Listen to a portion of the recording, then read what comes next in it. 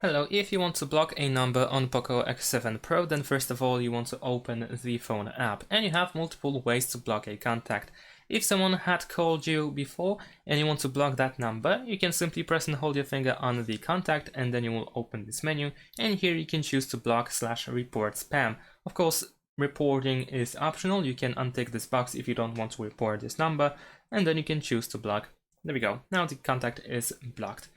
Now, on the other hand, if you have this phone number saved in your contacts, then you can tap on the contact.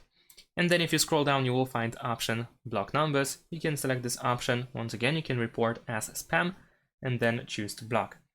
On the other hand, if you don't have this number in contacts, or this number didn't call you yet, but you still know the phone number and you want to block it anyway, then you need to tap on these three dots in the top right corner and go to settings.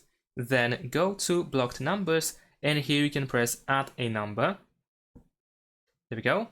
And now we can enter the phone number that we wish to block and then press block. And there we go. That's pretty much it. Thanks for watching, leave a like and subscribe to my channel, and see you in my next videos. Bye.